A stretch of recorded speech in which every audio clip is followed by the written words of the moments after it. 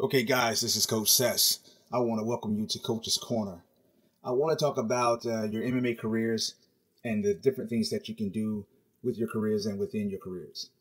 It is natural to assume that everyone is going to begin the career as a fighter. That's probably how you fell in love with the sport to begin with. You saw a fight or you were in a fight and needed to learn to fight.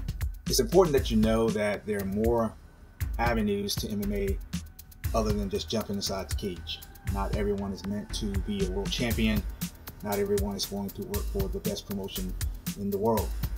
So with that being said, how do you get the most out of what you are doing? Well, you want to market yourself. And I know it's simple to think in terms of sponsorships, going out and become the darling of a local promotion and hoping they'll keep you on tap for, multiple years, or even becoming a local legend, and hopefully you'll sell a few t-shirts and hats. What you really want to do is go outside of your element. You don't want to just stay inside the MMA zone. If you have looks, you want to get into modeling. Okay? If you are doing something that's noteworthy community-wise, you want to sell that. You want to put that on display. If you help the homeless, you really want to use that so people can get a different view of you and your MMA skills. And this will prompt people to get behind you, whether it be individuals, organizations, companies, sponsors, whatever. They'll want to get behind you because they'll see that you're just not some barbaric caveman who gets in and smashes skulls in. So you want to put yourself out there, and you want to have a good reputation, because that's what the companies are looking for. They're looking for people who can put butts in seats, which is very important, will always be important. They want people who have an internet presence, Twitter, Facebook, Instagram, you name it. If you have a way of attracting an audience for whatever reason, whether you're telling jokes, or whether you're doing MMA, or just posting pictures of your day-to-day family life and your dog, the big companies are going to love you. It's very important that you try to get outside of your field, because that's how you're going to attract a different audience and a bigger audience. You have to remember that MMA is a very small fan-based scenario.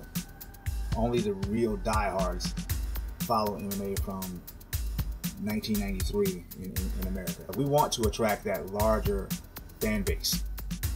The people who just, all they know is the sport, the modern sport. And those are the people you want to get behind you. We can use pro wrestling, for example.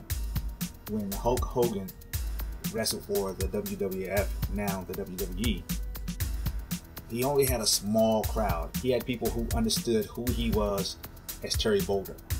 They knew who he was as this larger-than-life figure who came in to save the day and took the WWF to a new atmosphere. But it wasn't until they did a crossover into the mainstream, when they brought in Mr. T, when they had Cyndi Lauper. It's when they got into Hollywood. It's when they got into the movies and they got into the music that people on a larger scale started to understand who Hulk Hogan was and who the WWE was. So that's an example that we kind of want to follow. We want to not just stay in our own little world. And that does mean a little bit of filtering. In other words, you can't go out and make yourself a public nuisance when you have to do interviews.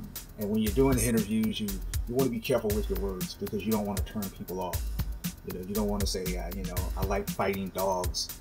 Even if you do that, it's just not going to be good for you, because you're not going to get a lot of people that want to stand behind you.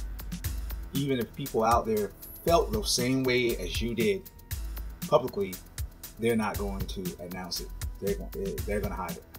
So from a marketing point of view, we want to make sure that we're out there putting on our best face, so to speak. 1 2. Yeah, sure. See how he's backing up? 3 hook.